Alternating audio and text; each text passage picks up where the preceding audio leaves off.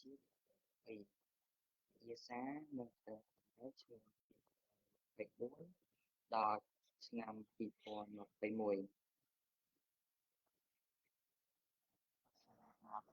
ឥឡូវចូលទៅដល់ការសាស្ត្រវិទ្យានេះនៃឆ្នាំ2024មានទាំងអស់គឺសំណួរមួយក៏ជួបព័ត៌មានអំពីភ្នាក់ងារសំខាន់នៅលើផ្ទៃផែនដីឲ្យបានចំនួន5ខដុំថ្មគ្រោះដែលនៅតាមប្រឡាយជ្រោះកម្រមានគែមស្រួចណាស់ច្រើនតែសឹកហើយមួលរលិះចូលបញ្ចូលហេតុទៅមូលហេតុដែលបានដូច្នេះ2កសូរ្យគ្រាសនិងចន្ទគ្រាសខុសគ្នាដូចម្តេចខហេតុអ្វីបានជាបាតុភូតនេះមិនកើតមានឡើងរៀងរាល់ខែ3កកើតតើអ្វីជាវដ្តទឹកចូលពណ៌នាពីដំណាក់កាលសំខាន់នៃវដ្តទឹកខតើវដ្តទឹកមានឥទ្ធិពលដូចម្តេចខ្លះទៅលើអាកាសធាតុកភ្នាក់ងារសំណឹកសំខាន់ចំនួន5ដែលមាននៅលើផ្ទៃផែនដីគឺ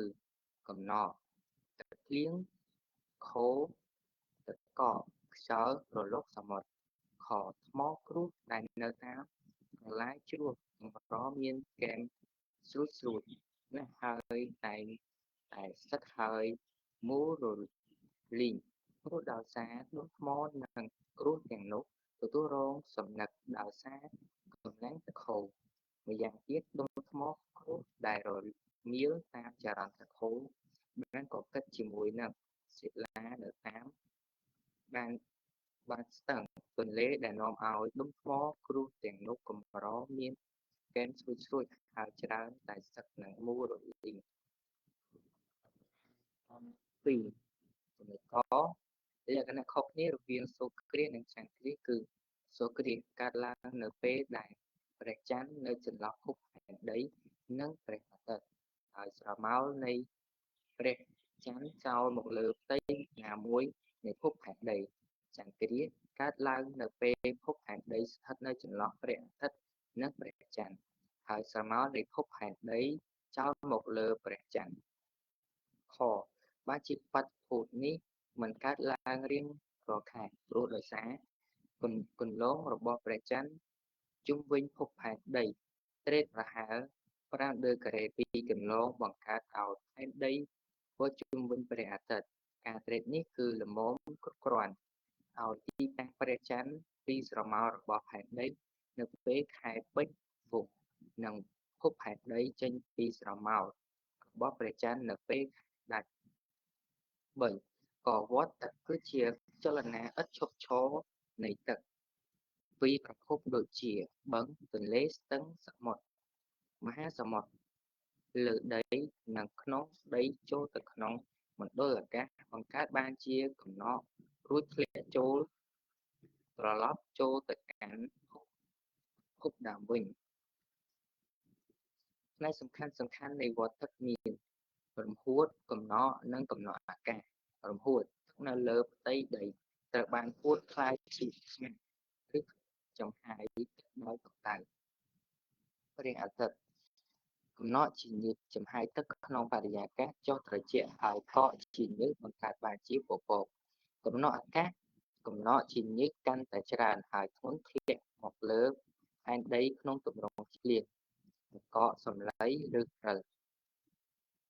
ខវដ្តទឹកមានឥទ្ធិពលទៅលើអាកាសធាតុដូចតទៅ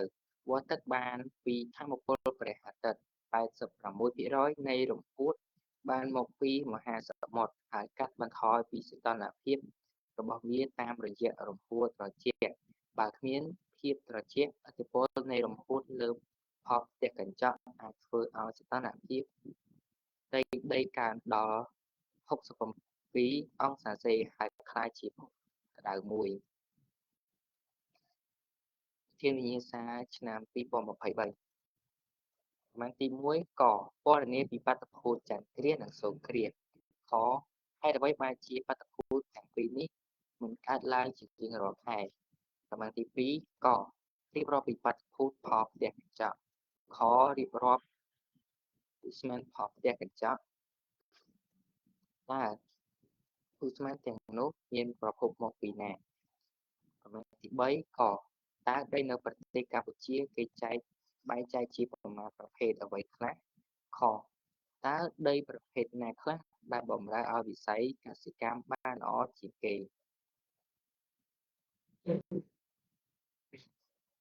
ណាកន្លែងចំណុចទី1កលក្ខណៈខុសគ្នារវាងសូរគ្រាសនិងចន្ទគ្រាសគឺសូរគ្រាសកើតឡើងនៅពេលដែលព្រះច័ន្ទនៅចន្លោះផែនដីនិងព្រះអាទិត្យហើយស្រមោលនៃព្រះច័ន្ទចោលមកលើផ្ទៃណាមួយនៃភពផែនដីចន្ទគ្រាសកើតឡើងនៅពេលភពផែនដីនៅចន្លោះព្រះអាទិត្យនិងព្រះច័ន្ទហើយស្រមោលនៃភពផែនដីចោលមកលើព្រះច័ន្ទខបានជាបាតុភូតទាំងពីរនេះមិនកើតឡើងរៀងរាល់ខែព្រោះដោយសារគន្លងរបស់ព្រះច័ន្ទជុំវិញផែនដីត្រេតប្រហែល5 ដឺក្រេពីគន្លងបង្កើតដោយផែនដីជុំវិញព្រះអាទិត្យការត្រេតនេះគឺល្មមគ្រប់គ្រាន់ឲ្យទីតាំងព្រះច័ន្ទចេញពីស្រមោលរបស់ផែនដីនៅពេលខែពេញវង្សនិងភពផែនដីចេញពីស្រមោលរបស់ព្រះច័ន្ទនៅពេលខែដាច់ទី2ក៏បាតុភូតផលផ្ទះកញ្ចក់គឺជាបាតុភូតធម្មជាតិដែលបរិយាកាសចាប់យកខាងព្រះអាទិត្យមួយចំនួនដើម្បីកម្ដៅផែនដីធ្វើឲ្យផែនដីមានកម្ដៅគ្រប់គ្រាន់សម្រាប់ទ្រទ្រង់ជីវិតនៅក្នុងមណ្ឌលអាកាសចោលឧស្ម័នផ្ទះកញ្ចក់ដែលមានវត្តមានដោយធម្មជាតិគឺទឹកឧស្ម័នកាបូនិកឌីអាស៊ូតម៉ូណូអុកស៊ីតមេតានអូសូននិងផ្លុយខ្លរឬផ្លុយអរ៉ូកាបូនឧស្ម័នទាំងនោះស្រូបយកស្មីក្រហមអាំងប្រា6ភាគដែលភាគចេញពីដីហើយបញ្ចេញកម្ដៅជាហេតុនាំឲ្យកើនកម្ដៅនៅក្នុងមណ្ឌលអាកាសចោលហើយទីបំផុតផ្ទៃផែនដីក៏ទទួលកម្ដៅនេះបន្តនឹងកើនកម្ដៅដែរខប្រភពរបស់ឧស្ម័នផ្ទះកញ្ចក់កាបូនឌីអុកស៊ីតចេញមកពីចំហាយផូស៊ីអ៊ីនធឺណិតរោងចក្រការចម្អិនអាហារឌីអាស៊ូតម៉ូណូអុកស៊ីតចេញមកពីកាកសំណល់ឬសាកសពស្អុយរលួយមេតានចេញមកពីកាកសំណល់រុក្ខជាតិលាមកសត្វទឹកលូសំអុយក្លរុយភ្លុយអកាបូនចេញមកពីសម្ភារៈប្រើប្រាស់ដូចជាទឹកកកម៉ាស៊ីនត្រជាក់ស្ប្រាយបង់ខ្លួនទី3កដីនៅប្រទេសកម្ពុជាបានចែកចេញជា5ប្រភេទគឺ1ដីសិលាក្រែលីខ្សាច់ជាប្រភេទដីដែលគ្របដណ្ដប់នៅតំបន់ជុំភ្នំតំបន់សមុទ្រនិងភាគខាងកើតទន្លេមេគង្គរហូតដល់ខ្ពង់រាបឆ្លូកដីប្រភេទនេះមានប្រយោជន៍ដល់ការលូតលាស់នៃព្រៃឈើ2ដីក្រហមឬដីសិលាបាសាល់ជាប្រភេទដីដែលបានមកពីការពុកផុយនៅសិលាបាសាល់មានពណ៌ក្រហមដីប្រភេទនេះមានហេតុសញ្ចាមចេះប៉ៃលិនកំពុងរៀបបកកែវនៅឆ្លងលើដីប្រភេទនេះមានជីវជាតិណាស់ប្រភេទដូចជាស៊ូត្បាសផែតែសណ្តែកម្រេច3ដីខ្សាច់ដីប្រភេទនេះវិវត្តមកពីល្បាប់ចាស់មានទឹកខ្ពស់រីកចិត្តជាងភ្នំ4ដីបាយមាននៅតាមទំនាបទាបដែលរងនូវទឹកជំនន់ក្នុងរយៈពេលខ្លីពីទន្លេឬបឹងដែលនៅក្បែរនោះ5ដីល្បាប់ជាប្រភេទដីបាយឬដីពណ៌ត្នោតដែលមានទម្រង់ជាស្រទាប់វិវត្តខ្សោយនៅលើច្រាំងទន្លេនិងជម្រាលនៃច្រាំងដីនេះក៏កើតនៅតាមមាត់ទន្លេខ្នងជម្រាលទំនាបក្រោយតំបន់មាត់ទន្លេខដីដែលមានបម្រែដល់វិស័យកសិកម្មបានល្អជាងគេមានដីក្រហមឬដីសិលាបាសាល់ដីល្បាប់និងដីសិលាក្រែលលីខ្សាច់នៅឆ្នាំ2022 មកទី1កដូចមិនដែលហៅថាដំណើរពុកផុយតើដំណើរពុកផុយមានប្រមាណអតើកត្តាអ្វីខ្លះដែលនាំឲ្យមានដំណើរពុកផុយនីមួយៗមកទី2កតើភពក្នុងនិងភពក្រៅនៃប្រព័ន្ធព្រះអាទិត្យមានអ្វីខ្លះមានលក្ខណៈខុសគ្នាដូចគ្នាខហេតុអ្វីបានជាគេនិយាយថាហេតុដីជាភពតែមួយភពដែលមានជីវិតរស់នៅ3កតើឥន្ធនៈអ្វីខ្លះដែលគេចាត់ទុកជាឥន្ធនៈផូស៊ីលខចំហិឥន្ធនៈផូស៊ីលប៉ះពាល់អ្វីខ្លះដល់ជីវៈមានជីវិតនៅលើផែនដីចម្លើយប្រមាណទី1កដំណើរពុកផុយគឺជាការបាក់បែករិចរឹលព្រឹកស្រាមនៃសិលាដីផនិចរបស់ផែនដីតាមរយៈទំនាក់ទំនងដោយផ្ទាល់ជាមួយបរិយាកាសនៃភពដំណើរពុកផុយមានពីរប្រភេទគឺអំពើមេកានិករបេះរូបនិងអំពើគីមីរបបគីមីកត្តាដែលនាំឲ្យមានដំណើរពុកផុយនីមួយៗកត្តាដែលនាំឲ្យមានដំណើរពុកផុយមេកានិកកំណកនិងការរលាយសីតុណ្ហភាពការលូតលាស់នៃរុក្ខជាតិសកម្មភាពសត្វការសឹកស្នាមសឹកកត្តាដែលនាំឲ្យមានដំណើរពុកផុយគីមីសកម្មភាពទឹកអុកស៊ីសែនកាបូនឌីអុកស៊ីតសារពាង្គកាយមានជីវិតគឺអាស៊ីតបាទទី2កភពក្នុងនិងភពក្រៅនៃប្រព័ន្ធព្រះអាទិត្យរួមមានភពក្នុងភពពុទ្ធសុក្រភពភ្លោះរបស់ផែនដីភពផែនដីភពអង្គារឬភពក្រហមភពខាងក្រៅភពប្រហ័សភពស្មានយៈសៅរ៍ភពអ៊ុយរ៉ានុសឬភពក្រេតភពនេបតូនឬភពទាវលក្ខណៈខុសគ្នានៃភពក្នុងនិងភពក្រៅក្នុងស្ថិតនៅជិតព្រះអាទិត្យធាតុផ្សំភាគច្រើនជាសិលាមានទំហំតូចណែនមានទម្លាយខ្សោយភាគច្រើនមានសីតុណ្ហភាពខ្ពស់មានដង់ស៊ីតេខ្ពស់ជីវិតរស់នៅនៅភពផែនដីភពក្រៅស្ថិតនៅឆ្ងាយពីព្រះអាទិត្យធាតុផ្សំភាគច្រើនជាឧស្ម័នមានទំហំធំមានទំនាញខ្លាំងសីតុណ្ហភាពត្រជាក់មានដង់ស៊ីតេទាបខបានជាគេនិយាយថាផែនដីជាភពតែមួយគត់ដែលមានជីវិតរស់នៅព្រោះមានដីសម្រាប់រស់នៅមានទឹកសម្រាប់បរិភោគនិងប្រើប្រាស់មានអុកស៊ីសែនសម្រាប់ដកដង្ហើមមានពន្លឺព្រះអាទិត្យសមស្រប3កឥន្ធនៈ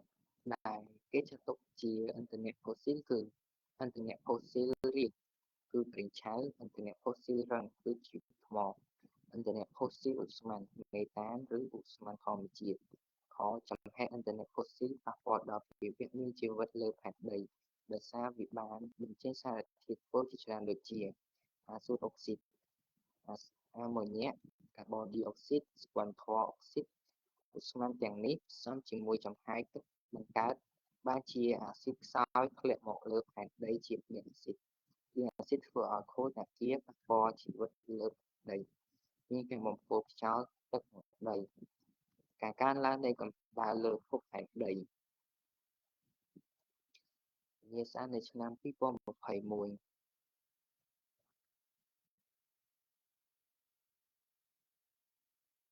មួយ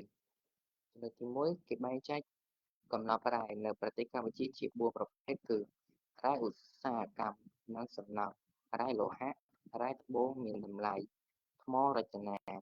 2ត្បូងមានតម្លៃនិងថ្មរតនារចនាភាគច្រើនមាននៅខេត្តប៉ៃលិនរតនគិរីពោធិ៍សាត់2ផែនដីមានចលនា2យ៉ាងគឺចលនារង្វិលខ្យល់រង្វិលជុំវិញខ្លួនឯង24ម៉ោងចលនារង្វិលជុំវិញព្រះអាទិត្យ365ថ្ងៃនិង6ម៉ោងពណ៌នេះពីចលនារបស់ផែនដីដែលបង្កើតឲ្យមានថ្ងៃនិងយប់រង្វិលខ្យល់កើតឡើងពីទំនាញសកលនិងចលនាវិចលភាពផែនដីធ្វើចលនាជុំវិញរបស់វាក្នុងរយៈពេល24ម៉ោងហៅថាមួយថ្ងៃដែលមានរយៈឡើងព្រះអាទិត្យគឺរយៈពេលថ្ងៃនិងផ្នែកខាងទៀតគឺពេលយប់3ចំណុចទី1គេប្រើប្រាស់ដីសម្រាប់រក្សាព្រៃឈើនិងដែនជម្រករបស់សត្វ សម្រាប់សាងសង់លំនៅឋានសាលារៀនមន្ទីរពេទ្យសម្រាប់កសិកម្មគឺស្រែចម្ការសម្រាប់សិប្បកម្មក្អមឆ្នាំងចង្ក្រានពីរគេត្រូវគិតគូរពីតុល្យភាពរវាងដីសម្រាប់សាងសង់និងដីសម្រាប់កសិកម្មព្រោះដីសម្រាប់កសិកម្មជាដីសំខាន់សម្រាប់ផលិតស្បៀងទ្រទ្រង់សេដ្ឋកិច្ចជាតិដីសម្រាប់សាងសង់ដើម្បីអភិវឌ្ឍហេដ្ឋារចនាសម្ព័ន្ធប្រទេសជាតិរោងចក្រសហគ្រាសដីទាំងពីរផ្នែកនេះត្រូវបានប្រើប្រាស់ឲ្យមានតុល្យភាពរវាងគ្នានិងគ្នាព្រោះវាបម្រើលើវិស័យសេដ្ឋកិច្ចជាតិដូចគ្នា4ចំណុចទី1ឥន្ធនៈផូស៊ីលសំខាន់រួមមានឥន្ធនៈផូស៊ីលរឹងជាថ្មឥន្ធនៈផូស៊ីលរាវប្រេងឆៅឧស្ម័នធម្មជាតិគឺមេតាន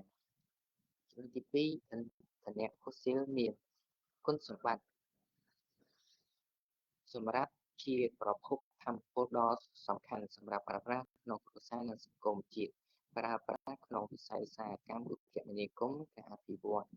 ចំពោះគុណវិបត្តិបង្កើតឲ្យមានផ្សែងពុលកំណើនកម្ដៅឬកំណើនផលផ្ទះកញ្ចក់ភ្លៀងអាស៊ីតបំពុលទឹកដីខ្យល់បរិយាកាសប៉ះពាល់ដល់សុខភាពមនុស្សសត្វរុក្ខជាតិ